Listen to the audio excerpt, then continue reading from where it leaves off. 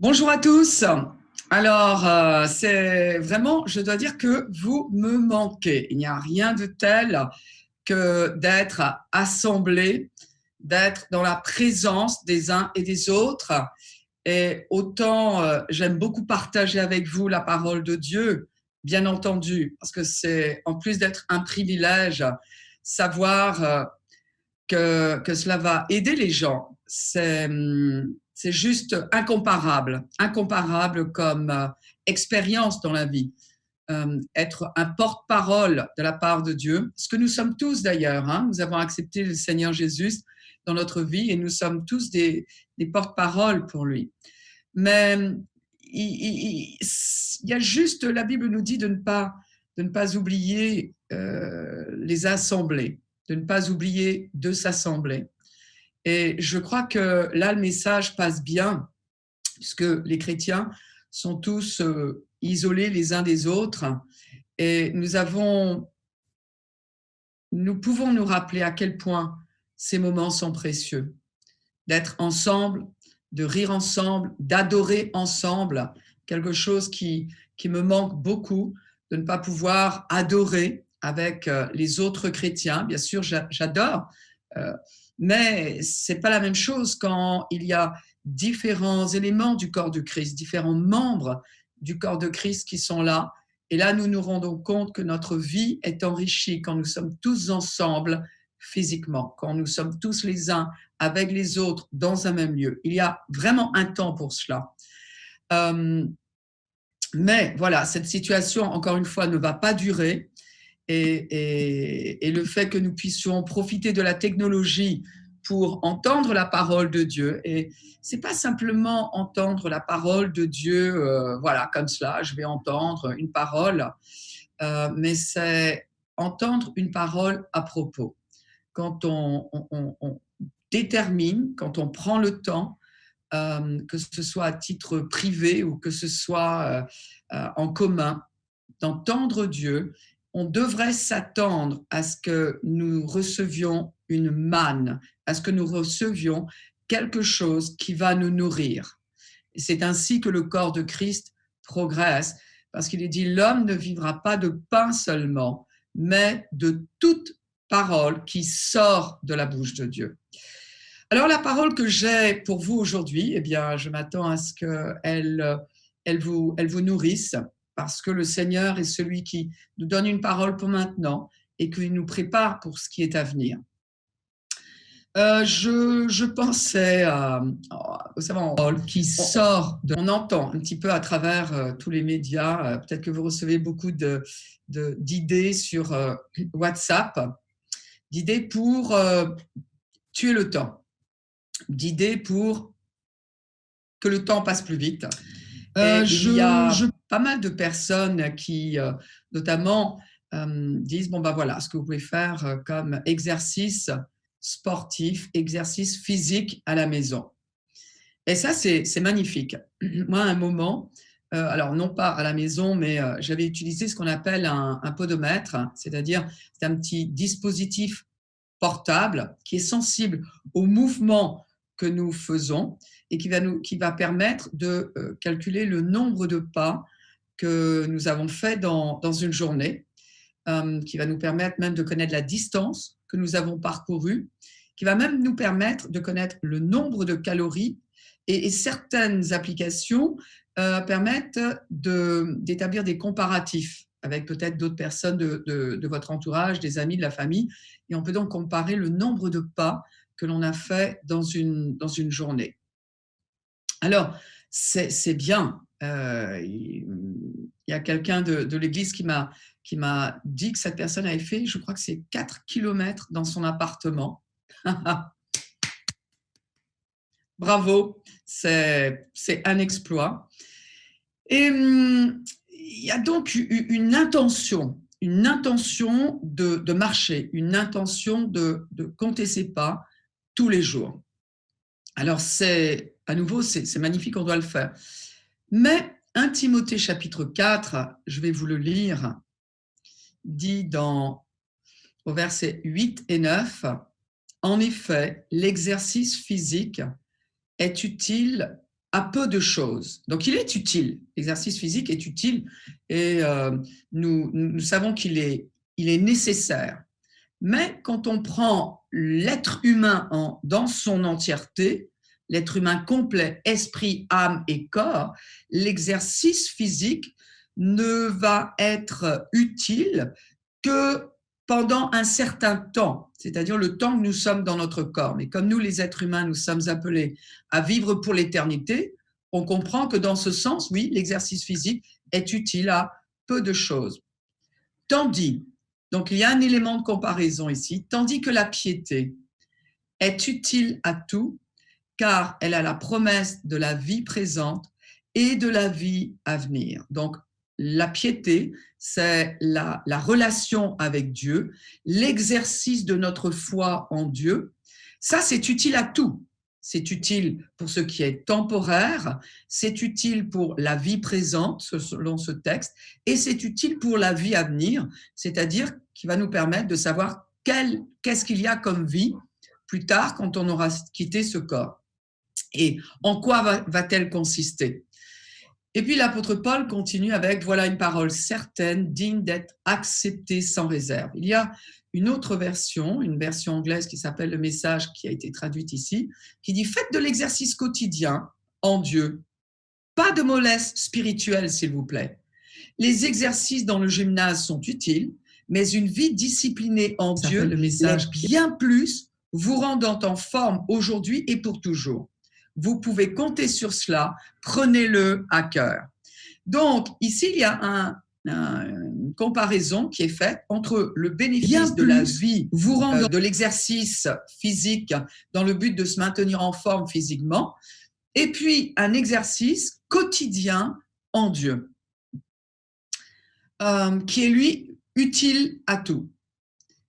Alors, maintenant, qu'est-ce qu'il peut y avoir comme exercice quotidien que l'on peut faire en Dieu? Il y a quelqu'un qui nous a montré les bienfaits du fait de marcher en Dieu, de marcher avec Dieu. Moi, je vous invite à ouvrir votre Bible dans Genèse chapitre 5, verset 18, et puis après 21 à 24. Genèse chapitre 5, je vous laisse un petit peu de temps. Versets 18, 21 à 24. À l'âge de 162 ans, Jéred eut pour fils Enoch. Enoch, qui veut à la fois dire commencement, inauguration et enseignement. À l'âge de 65 ans, verset 21, Enoch eut pour fils Méthusélah, ou Mathusalem dans d'autres versions, ça dépend. Enoch marcha avec Dieu 300 ans après la naissance de Méthusélah, et il eut des fils et des filles. Enoch vécut en tout 365 ans. Enoch marcha avec Dieu, puis il ne fut plus parce que Dieu l'avait pris. Alors ici, il est intéressant de voir quelqu'un qui a été remarqué, non pas pour la longueur de sa vie, parce qu'à vrai dire, bon oui, lui, il a vécu 365 ans parce qu'il restait tellement de vie de Dieu dans le corps des humains après la chute, que il était le 7e après Adam, que les gens vivaient beaucoup plus longtemps, et on voit que cette vie de Dieu dans le corps humain a diminué petit à petit parce que l'être humain, lui, être humain dans son cœur, est mort, a été séparé avec Dieu. Or, la vraie vie ne vient pas de notre corps. Pour une bonne preuve, la Bible nous dit dans Jacques que l'esprit, que le corps sans esprit, le corps sans l'individu, le corps sans l'être humain dedans est mort. Et ça, on a tous vu un jour ou l'autre un corps mort. Pourquoi? Parce que la vraie vie n'est pas dans le corps humain. C'est important de le savoir, d'où l'exercice physique est utile à peu de choses, mais la vraie vie est dans la personne elle-même. La personne elle-même, et nous sommes un être spirituel. Parce que nous avons été créés par Dieu. Notre corps a été créé par nos parents, mais nous, en tant qu'êtres spirituels, nous avons été créés par Dieu. Adam et Ève, quand ils ont été créés par Dieu, eh bien, ils vivaient du souffle de Dieu, c'est-à-dire de la vie éternelle, la vie pure de Dieu, la vie sans péché, qui n'avait jamais été affectée par les ténèbres, une vie qui émane du fait d'être en union avec Dieu. Mais un jour, Adam et Ève ont décidé de vivre indépendamment de Dieu et ils se sont volontairement séparés de lui. Ils ont péché en doutant des intentions de Dieu à leur égard. Ils se sont trompés. Ils ont accepté un mensonge. Ils ont cru que Dieu n'était pas la source de leur vie. Ils ont cru qu'ils pouvaient vivre sans Dieu. Résultat, ils ont été séparés d'avec Dieu. Et c'est dans cette séparation-là qu'Adam et Ève, le premier couple sur Terre, s'est reproduit et que nous, aujourd'hui, eh bien, nous avons à choisir de retrouver cette union avec Dieu qui nous est offerte en Jésus-Christ. Ici, Enoch a accepté de marcher d'après la révélation qui lui avait été transmise par ses ancêtres et notamment par son père. Enoch marcha avec Dieu, mais ce qui est intéressant à nouveau, c'est que sa vie avec Dieu, il a utilisé le temps avec Dieu de manière à ce que sa génération a été impactée et a noté cela. Il est dit par exemple dans Genèse chapitre 5, vous pouvez prendre note et vérifier chez vous, mais il est dit Adam a vécu, engendré et il est mort. Verset 8, 7, son fils, pareil, a vécu, a engendré, il mourut. Verset 11, il y a eu un Enoch aussi, et il mourut. Verset 14, Kénan, et il mourut. Verset 17 de Genèse 5, Mahalalélel, non, c'était des noms, mais ils avaient tous une signification, donc, et il mourut. Verset 20, Yéred, et il mourut. Verset 24, Enoch marcha avec Dieu. C'est ce qu'il est dit. Verset 27, Mathusalem, et il mourut. Verset 31, Lémec, et il mourut. Et plus tard, chapitre 9, verset 22, Noé, et il mourut. Alors, qu'est-ce qui a marqué, qu'est-ce qui a fait la différence entre Enoch et tous les siens? Et il faut savoir que Adam n'était pas en vie, il est mort 57 ans avant la naissance d'Enoch, mais tous les autres, et à part Noé, parce que lui, il n'était pas encore né, mais tous les autres, Seth, Enoch, Kénan, Mahalaleel, Yéred, Mathusalem, Lémec, étaient vivants au moment où Enoch a marché avec Dieu. Et c'est de cela dont on se rappelle. Et il y avait dans sa marche quelque chose de particulier, parce que la Bible nous dit qu'il ne fut plus parce que Dieu l'avait pris. C'est-à-dire qu'il a eu une qualité de marche avec Dieu qui était tellement réelle, tellement intime, tellement tangible, qu'à un moment, Dieu l'a enlevé, c'est-à-dire qu'il est le premier à ne pas être passé par une mort physique. Il n'a pas été séparé de son corps, mais il a été littéralement enlevé parce que Dieu l'a pris. En d'autres mots, quelqu'un l'a exprimé comme cela et a dit à Dieu, Dieu a dit à Enoch, écoute, tu es tellement près là, tu es tellement près, on est tellement unis d'une manière expérimentale. Hein. C'est pas simplement un lien intérieur, mais dans ta vie de tous les jours, on est tellement proche de l'un de l'autre que Dieu lui a dit, écoute, allez, rentre à la maison.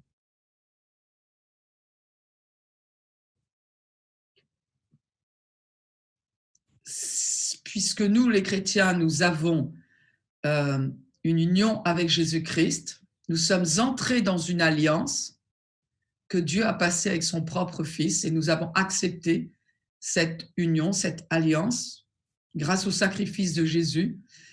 Nous avons déjà cette union avec Dieu. parce que nous partageons la même vie, la même nature.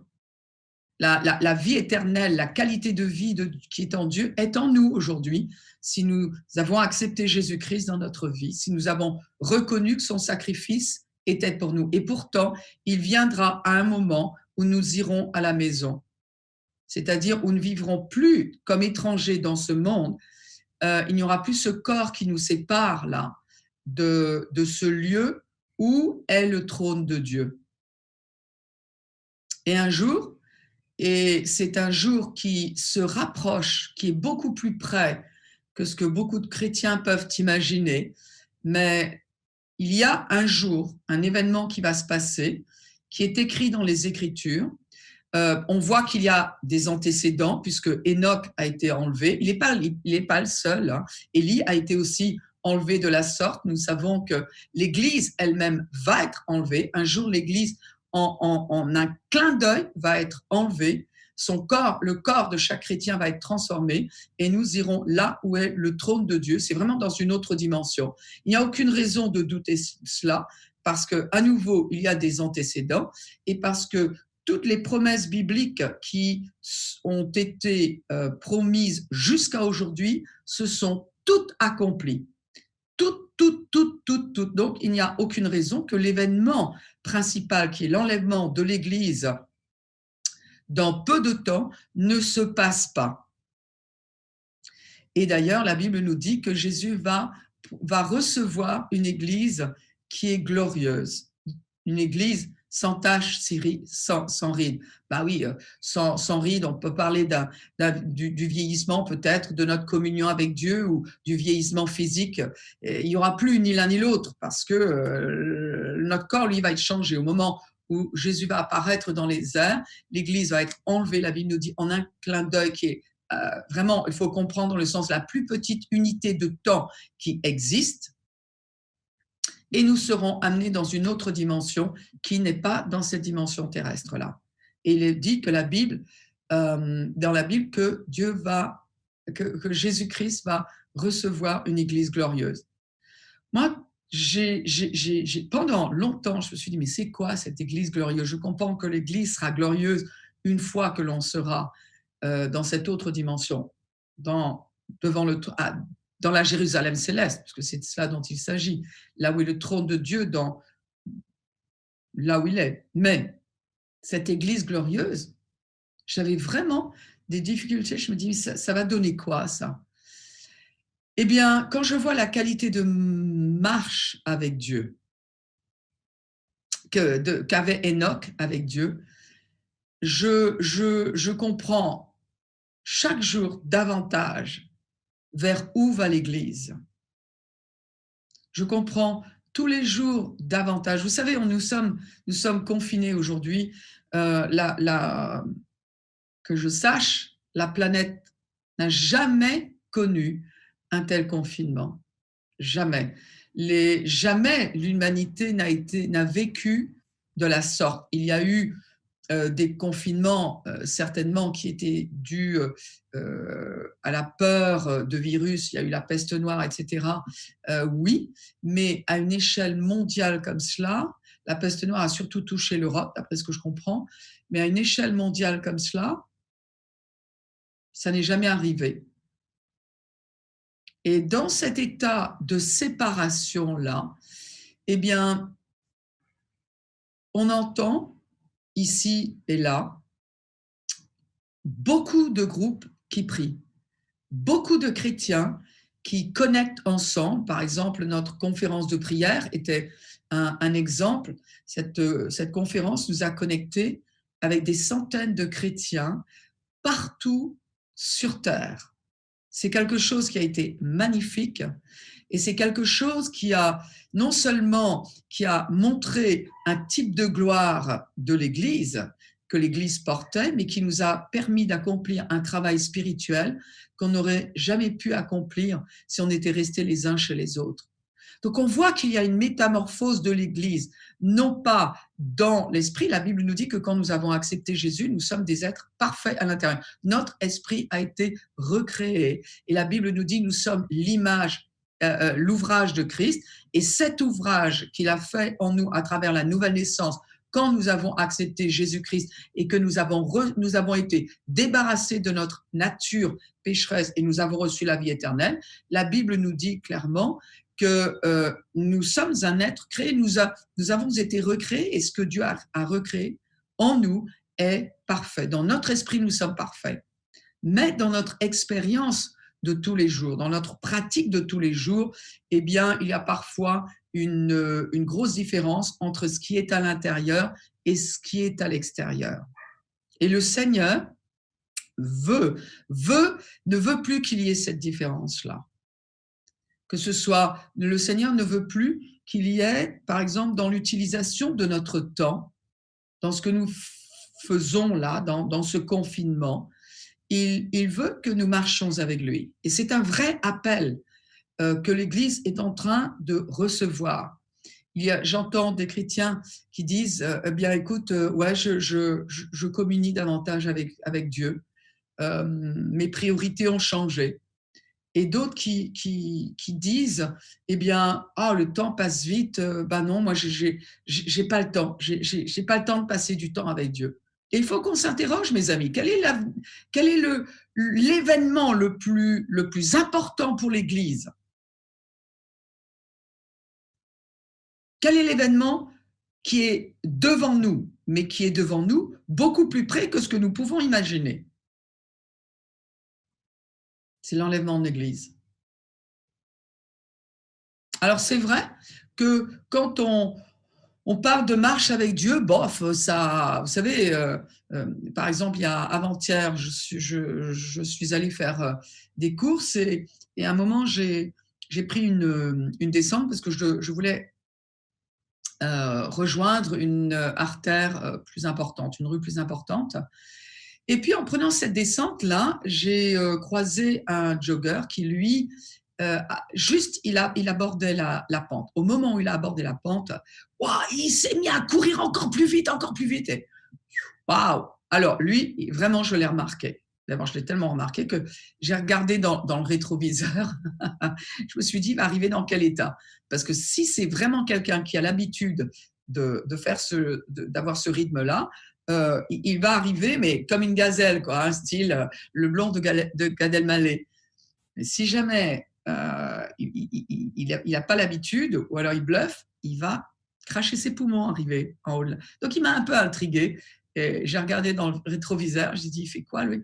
Voilà, on voyait que c'était quelqu'un qui avait l'habitude. Mais en même temps, j'ai croisé, en revenant, j'ai croisé 2 dames qui marchaient. Bof. Les gens qui marchent, on les remarque pas forcément. Et pourtant, le Seigneur nous appelle à marcher avec lui. Donc, qu'est-ce que cela veut dire, marcher avec Dieu? Déjà, marcher avec Dieu, on entend qu'il y a une régularité. Marcher avec Dieu, eh bien, c'est comment marche-t-on dans la vie avec les gens qui nous entourent, les proches? Bien, ça veut dire qu'on est dans leur présence. À un moment de la journée, on va être dans leur présence physique. Les gens avec qui on marche dans la vie, c'est pas virtuel. Il y a une présence tangible. Ils sont là à un moment. Bien sûr qu'on va tous avoir différentes activités, le travail, le sport, aller rendre visite aux uns aux autres. Oui, d'accord. Il y a différentes activités. Mais à un moment, on marche dans la vie avec quelqu'un, il va y avoir une présence tangible. Et puis quoi? On va avoir conscience de l'autre. Dans une famille, marcher ensemble dans la vie, eh bien, c'est un choix. Marcher ensemble dans la vie, ça veut dire qu'on va tenir compte des décisions. Par exemple, si le moment venu, par exemple, d'aller en vacances, eh bien, on va tenir compte, on va avoir conscience de ce que l'autre aime. Si on a un qui aime la montagne, l'autre la plage, à un moment, il va falloir en discuter. Et puis, bien, les parents vont tenir compte également de l'âge des enfants pour choisir le lieu de leurs vacances. C'est-à-dire qu'on va se concerter. Marcher ensemble, ça veut dire partager les joies, partager les tristesses, Amos 3.3 dit « Deux hommes marchent-ils ensemble sans s'être concertés ou sans se concerter? Va-t-on dans la même direction? Quel est l'avenir que l'on envisage ensemble ?» Ça, ce n'est pas simplement avec ceux qui nous entourent qu'il faut qu'on se pose la question. C'est avec Dieu. Une autre version dit « Deux hommes marchent-ils ensemble sans s'être mis d'accord ?» Est-ce que nous vivons en accord avec Dieu? Ou est-ce que nous disons, oui, d'accord, écoute, je sais comment tu veux, je vis, mais tu sais, écoute, moi, non, c'est pas mon truc, tu vois. Non, c'est pas comme ça que ça marche. Ça veut dire se concerter. Ça veut dire que quand il y a des décisions à prendre, eh bien, on va se concerter, on va les prendre ensemble. Oui, j'achète telle maison, non, j'achète pas telle maison. Est-ce que je change de catégorie professionnelle? Est-ce que je me lance vers un autre métier? Est-ce que je vais ajouter telle activité à mon emploi du temps? On se concerte quand on marche avec quelqu'un. Et la Bible nous dit, ah, pour des êtres humains, c'est vrai, encore plus vrai avec Dieu. Et apparemment, Enoch a su marcher avec Dieu.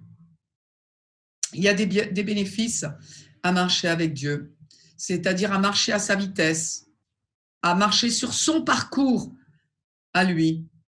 Il y a une chose que l'on peut voir, c'est que quand on marche avec Dieu, cette marche avec Dieu, ce style de vie-là, de concertation, de proximité, à nouveau, la vie de Dieu est en nous, mais dans la vie de tous les jours, sur cette terre-là, c'est un style de vie, de concerter Dieu, de vivre de manière tangible avec lui. Eh bien, cela nous sépare des autres. Ben, on l'a vu, il mourut, il mourut, il mourut, il mourut, il mourut, il mourut, il mourut, il marcha avec Dieu. Il mourut, il mourut, il mourut.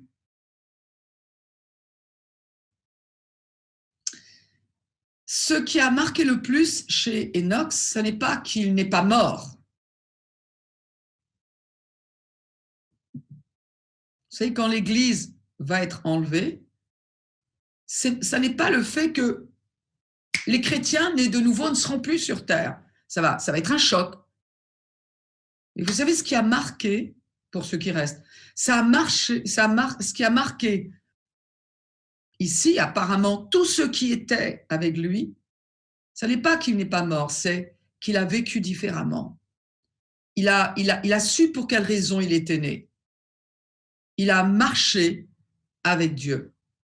Le fait qu'il a marché avec Dieu a été plus important que le temps qu'il a passé sur terre.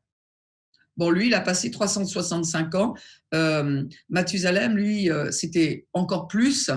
Mais ça n'est pas la durée, sa longévité qui a marqué. C'est le fait qu'il a marché avec Dieu. Alors, il faut qu'on se pose des questions. On veut vivre longtemps, on veut vivre bien, mais pour quelle raison? On va se rappeler de quoi une fois qu'on sera parti? On va se rappeler bon, peut-être, oui, c'était quelqu'un de gentil, il arrivait au travail, il serrait la main à tout le monde, toujours prêt à rendre service, oui, il était gentil. Mais est-ce que cela, c'est une marche avec Dieu? Une marche avec Dieu veut dire qu'il y a une autre personne, les gens savent qu'il y a une autre personne dans notre vie. Vous savez, le fait que l'on vive longtemps ne risque pas de marquer les gens. On a l'exemple, par exemple, de Enoch, un autre Enoch, hein.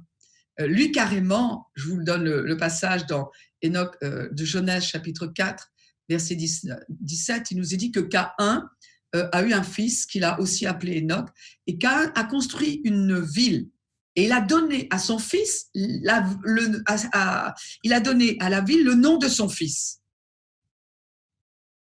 Ah, c'est énorme. Apparemment, ça veut dire que vous devriez marquer votre génération. Si une ville a votre nom, c'est pas Paris, c'est allez, Bertrand, c'est Noé, la ville, c'est. Et pourtant, cet Enoch-là, on ne sait pas ce qu'il a fait. On ne sait rien de sa relation avec Dieu.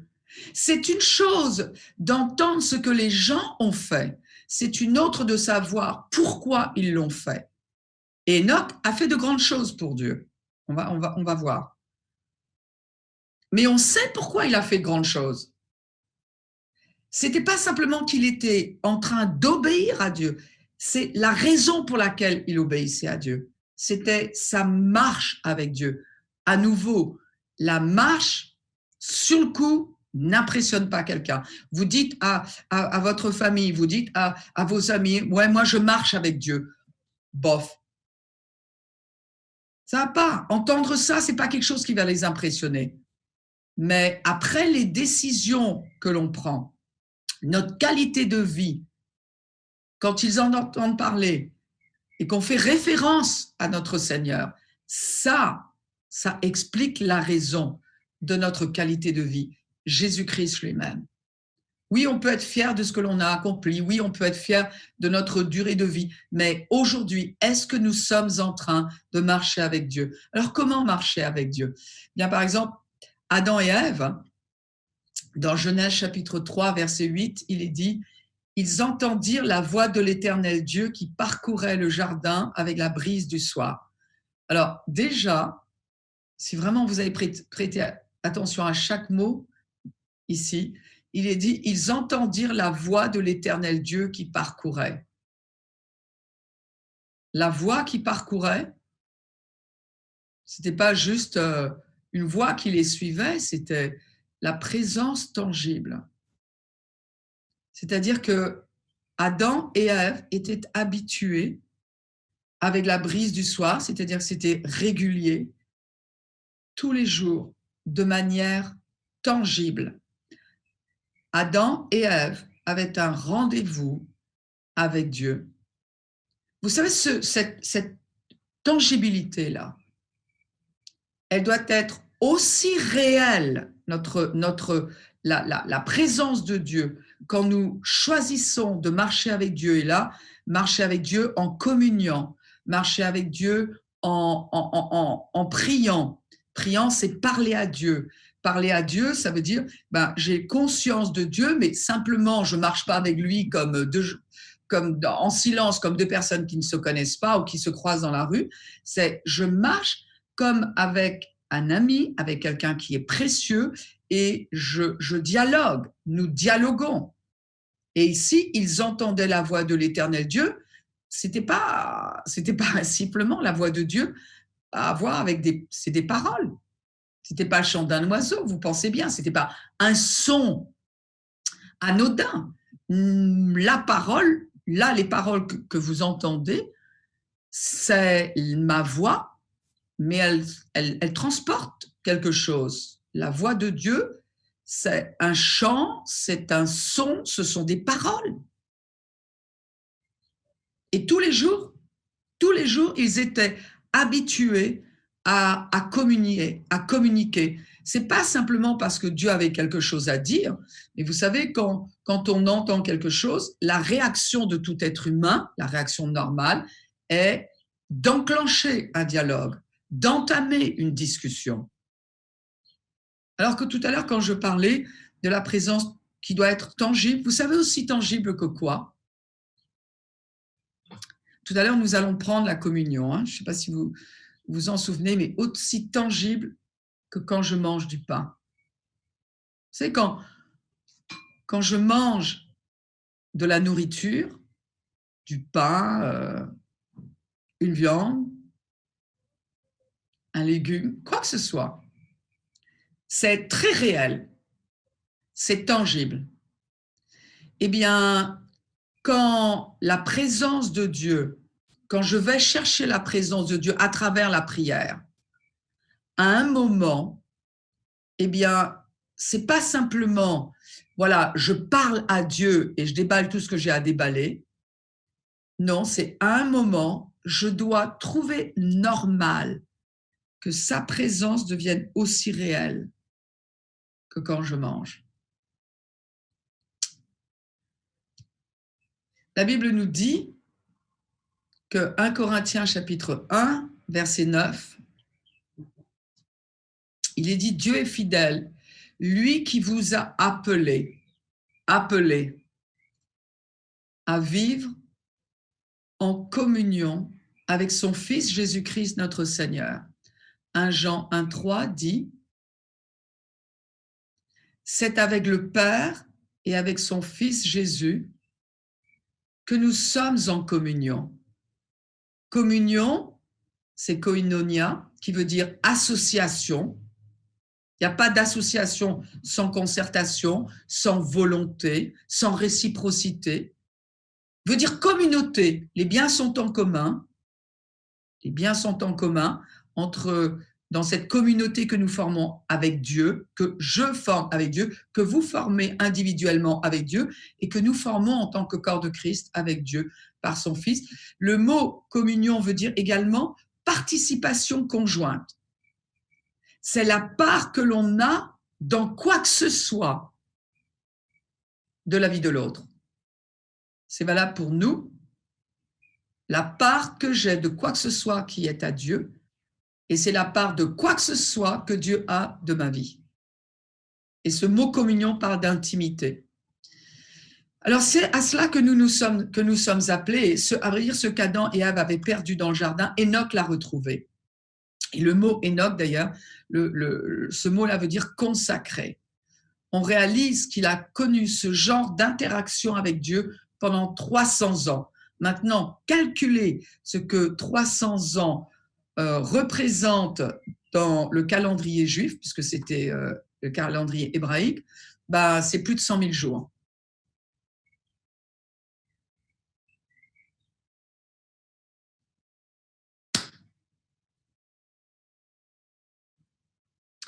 Il y a quelqu'un qui a dit, Terry Shock, si vous ne pouvez pas me dire chaque jour où vous priez, et quand vous priez chaque jour, je sais que vous ne priez pas.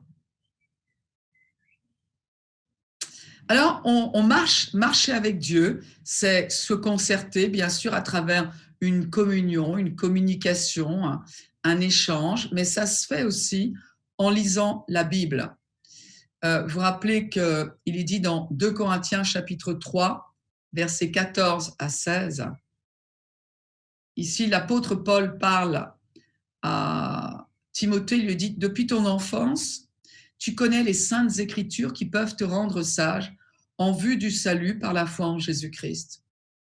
Toute l'écriture est inspirée de Dieu et utile pour enseigner, pour convaincre, pour corriger, pour instruire dans la justice, afin que l'homme de Dieu que tu es, toi qui es né de nouveau, soit formé et équipé pour toute œuvre bonne. » La traduction Passion dit « Chaque écriture a été écrite par le Saint-Esprit, le souffle de Dieu.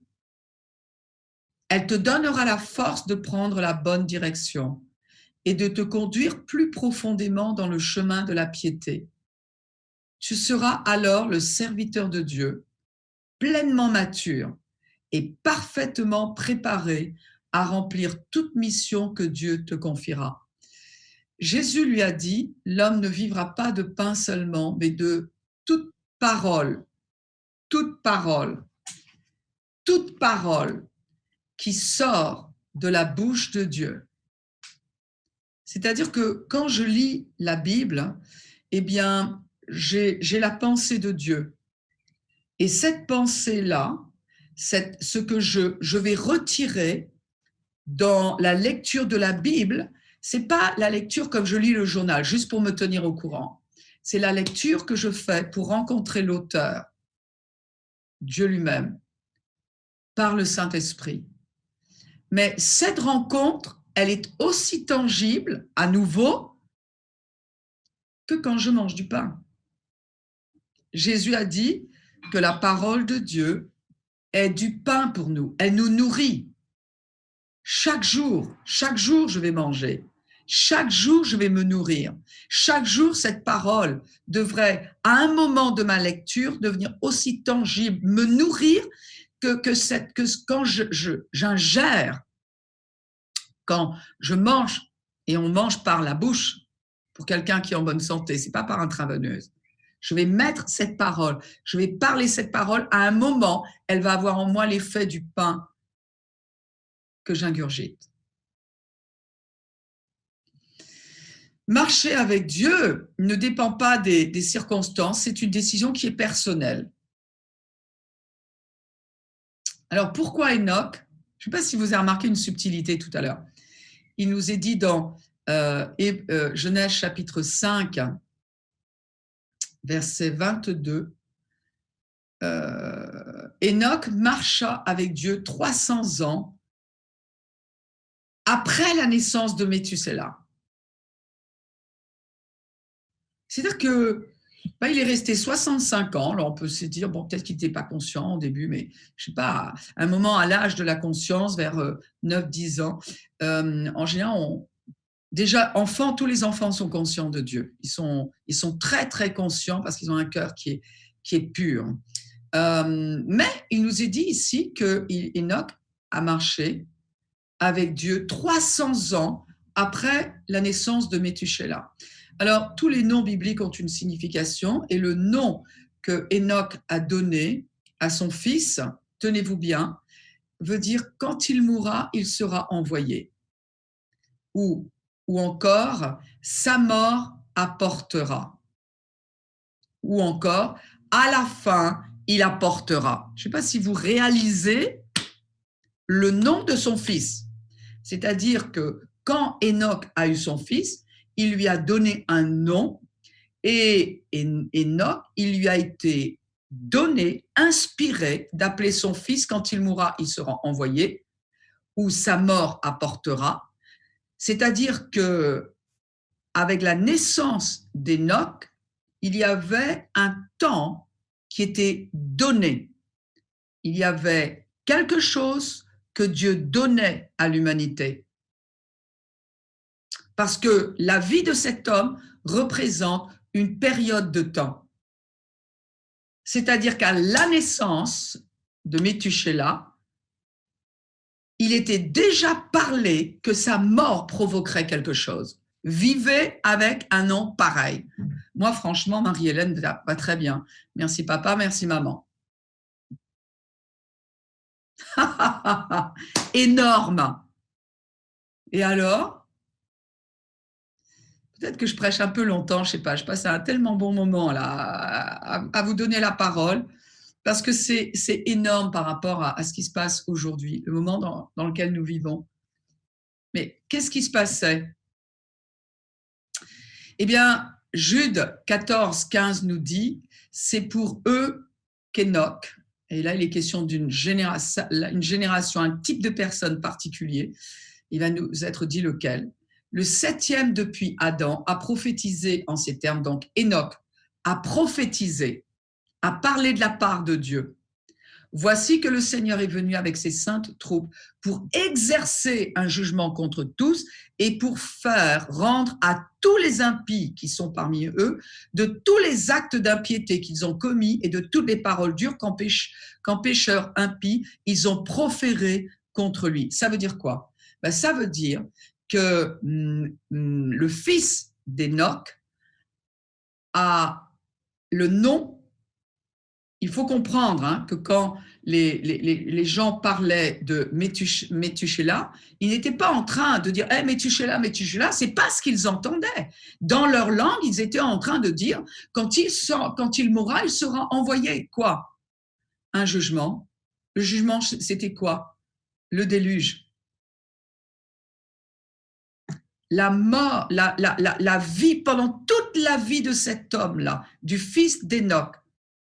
Donc, Enoch a marché avec Dieu et la Bible nous dit que pendant toute la durée de la vie du fils d'Enoch, Dieu était en train d'annoncer, d'appeler la génération qui vivait sur la planète Terre à marcher avec Dieu, à se rapprocher de Dieu. Pourquoi? Parce que c'était une génération d'impies.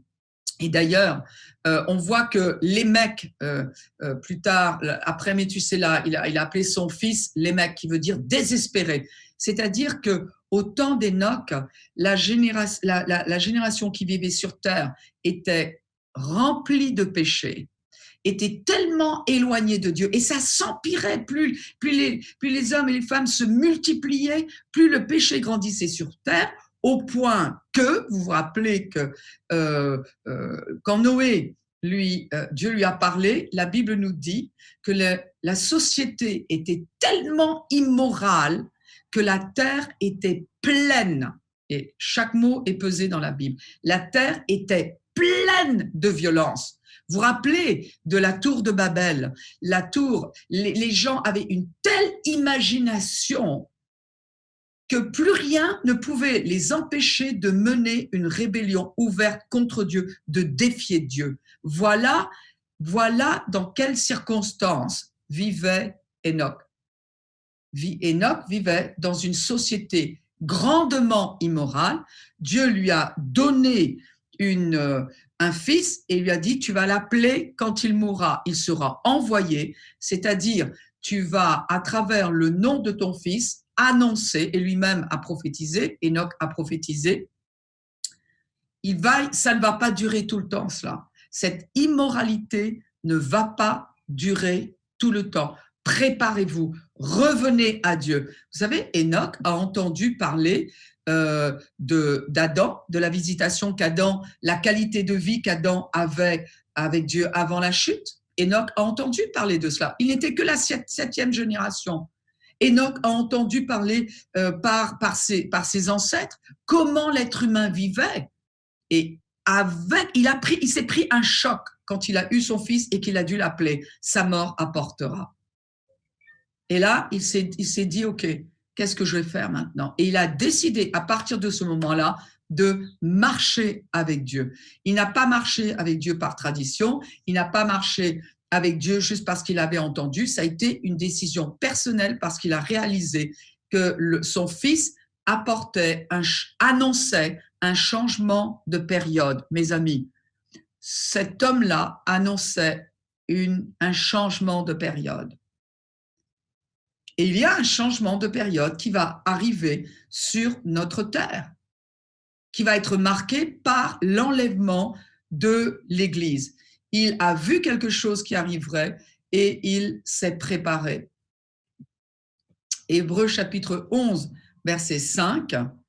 Alors, vous comprenez qu'avec ce confinement, Dieu n'est pas à l'origine de ce virus-là. J'entends toutes sortes de choses. Oui, Dieu juge, Dieu juge. Non. Donc, je vais pas m'engouffrer dans cette brèche-là. C'est tentant, mais non, Dieu n'est pas en train de juger. Ça, ce sont les conséquences de la vie sans Dieu. Et là non plus, je ne vais pas m'engouffrer dans cette autre brèche-là. En revanche, Dieu profite de ce confinement imposé à pratiquement toute la planète entière pour que les gens reviennent à la priorité, reviennent à l'essentiel. Certains sont en train de découvrir, bien, quand mes plans, je suis obligée d'abandonner mes plans.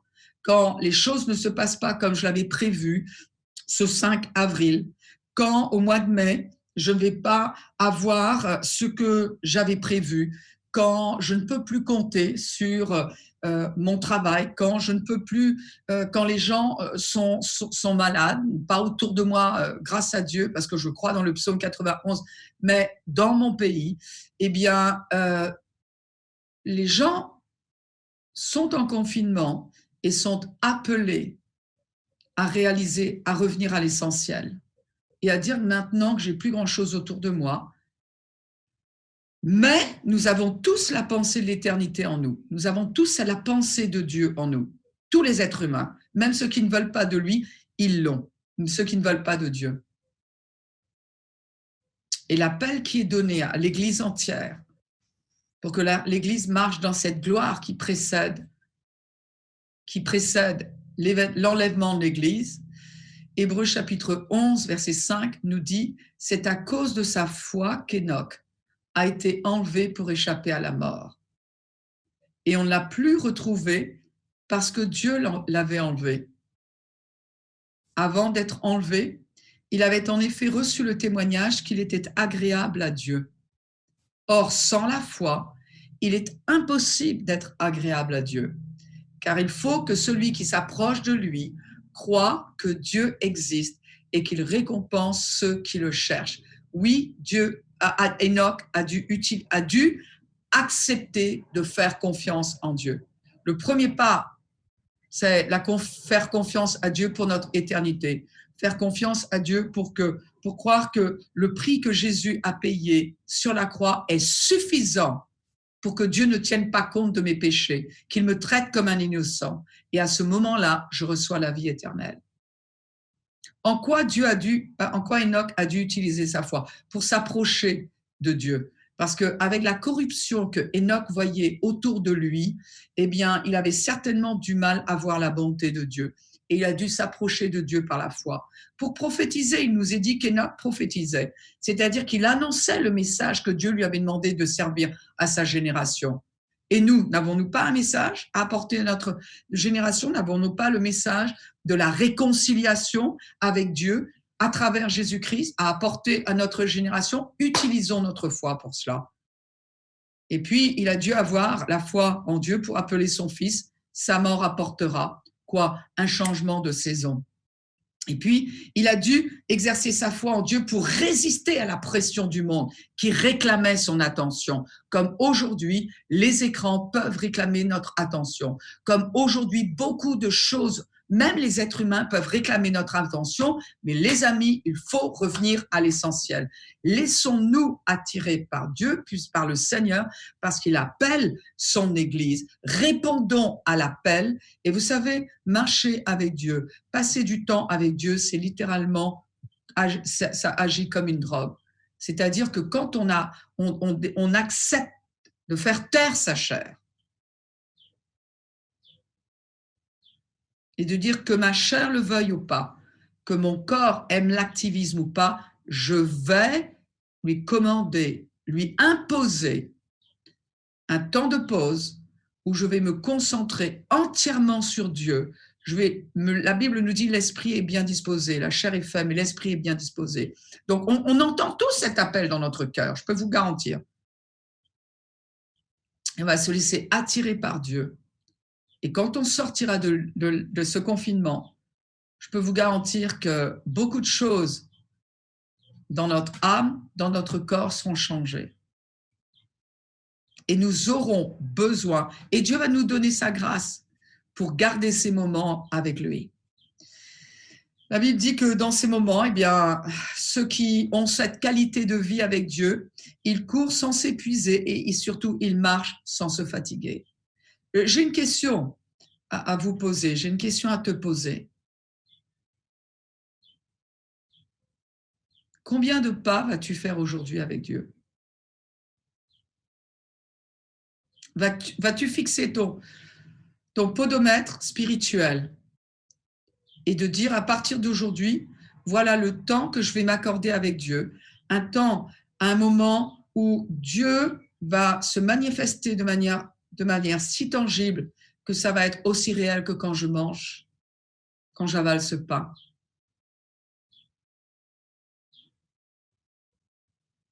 Combien de pas vas-tu faire aujourd'hui avec lui?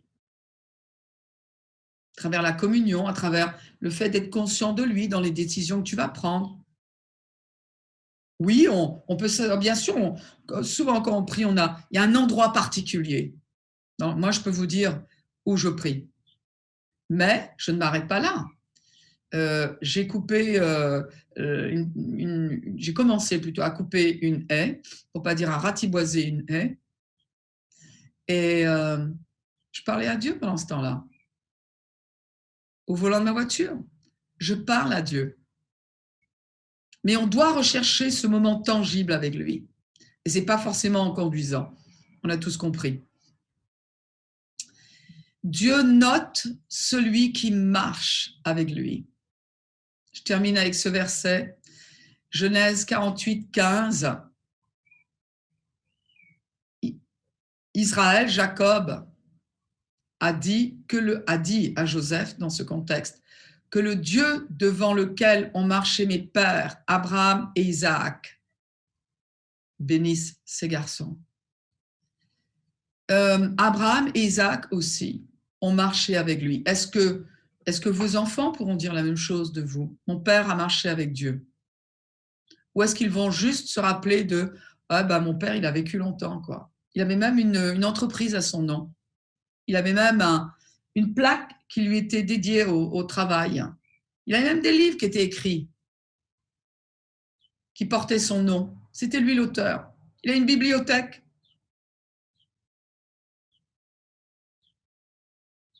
Combien de pas vas-tu faire avec Dieu aujourd'hui et à partir d'aujourd'hui? Alors, je n'ai aucune idée combien de temps j'ai partagé cela avec vous, mais je sens vraiment, je peux vous dire, la présence de Dieu est très, très, très, très tangible avec moi là. Très tangible et je crois qu'elle l'est aussi avec vous. Elle est aussi avec vous là maintenant où vous êtes. Et il faut qu'on s'habitue à cela. Parce que c'est à cela qu'on est appelé à vivre. Je vous encourage à, maintenant je vous invite plutôt à prendre le pain et le vin ensemble. À nouveau, quel est l'événement qui est juste devant nous, devant l'Église?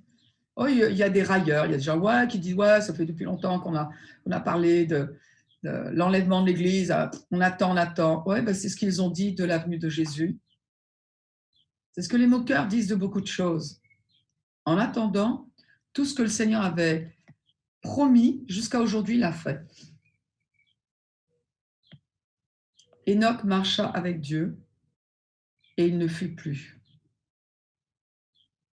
Dans 1 Corinthiens, donc je vous invite à prendre les éléments que sont le pain et le vin, et je ne sais pas trop où le mettre, oui, devant la caméra, et nous allons les prendre ensemble, parce qu'en les prenant ensemble, nous réalisons que nous ne sommes pas seuls dans notre marche avec Dieu, qu'il y a des milliers de chrétiens sur cette planète, des milliers de chrétiens qui sont déjà au ciel.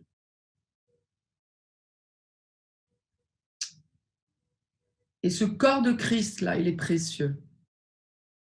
Le Seigneur Jésus, dans la nuit où il fut livré, prit du pain. Alors ici, j'ai un morceau de pain, mais il a pris un pain entier. Il a dit, ceci est mon corps qui est rompu pour vous. Vous savez, quand Jésus a pris ce pain de Shabbat, eh bien, tout le monde a reconnu ce que c'était. Parce que, dit de cette manière-là, cela parle d'une alliance. Ça n'est pas un contrat, une alliance, c'est un accord qui repose sur le don de soi vis-à-vis de l'autre, le don de soi, y compris de la personne, de tous les biens que l'on donne à l'autre. Et c'est un accord qui repose, qui est scellé par le sang. Ce n'est pas un contrat avec une durée de limite de validité. Et ici, il n'y a pas d'expiration dans l'alliance. Ceci est mon corps qui est rompu pour vous. Donc le Seigneur s'engage dans une alliance avec nous.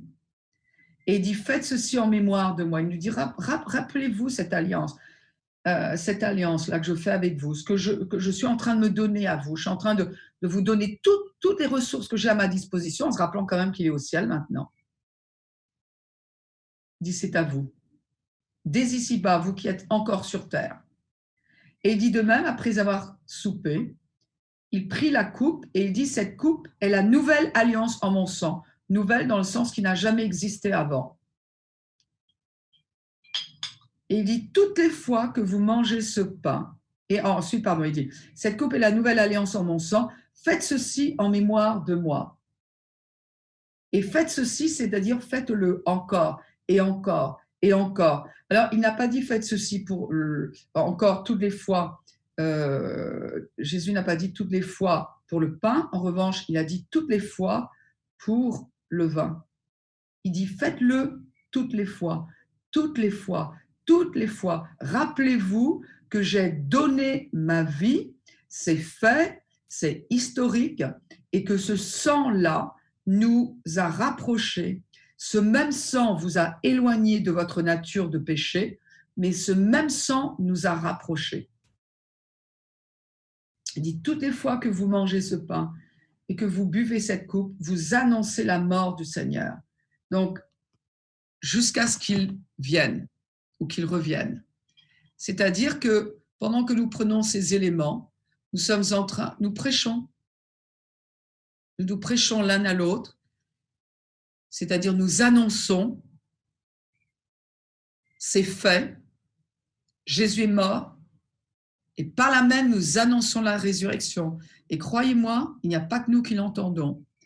Il y a toutes les puissances des ténèbres qui sont rappelées de la victoire de Jésus-Christ sur eux.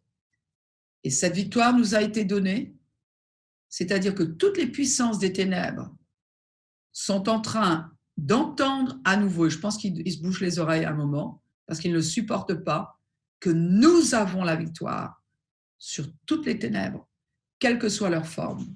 Je vous invite à manger.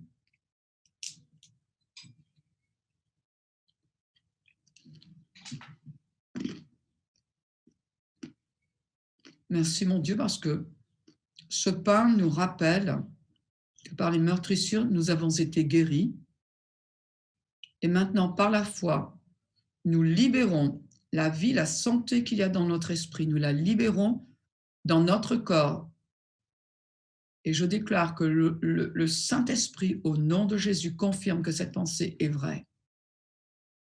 Et les corps qui sont malades sont guéris maintenant, dans le nom de Jésus, par la puissance de Dieu.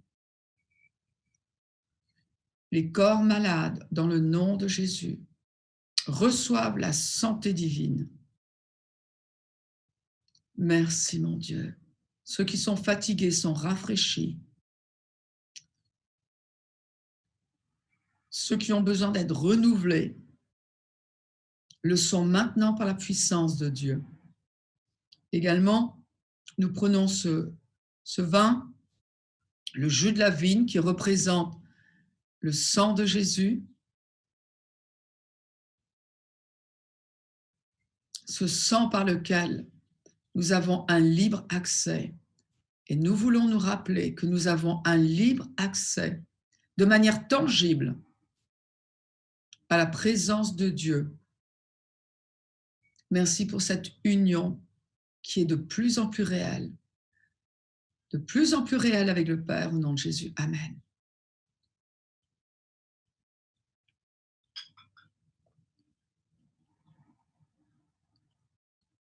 Père, dans le nom de Jésus, nous nous reconsacrons à toi. Dans le nom de Jésus, nous nous rappelons, mon Dieu, que toutes tes promesses sont vraies. Nous rappelons, Seigneur, que tu n'as pas caché ce qui nous attend, cet enlèvement de l'Église, dans une génération qui devient de plus en plus immorale. Nous croyons, mon Dieu, que tout ce qui est nécessaire pour vivre dans cette génération et pour briller comme des enfants de lumière, tu nous l'as donné. Seigneur, merci. Nous allons répondre à cet appel que tu nous donnes de marcher avec toi tous les jours, avec régularité, et que pendant que nous marchons avec toi de manière plus réelle, tu continues à nous changer. Nous bénissons ton nom. Nous bénissons le nom de l'Éternel Dieu, du Dieu créateur du ciel et de la terre. Merci de ce que tu nous as unis à toi. Dans le nom de Jésus. Amen. Je vous dis à très bientôt, d'une manière ou d'une autre. Et le plus vite possible, je vous garantis, quand on va se retrouver, on va célébrer ce jour-là. Alors, vous me manquez, mais je suis sûre que l'inverse est vrai. Nous nous manquons tous les uns les autres, mais nous avons tous confiance que nous nous retrouverons et encore plus nombreux. Que Dieu vous bénisse, à très bientôt.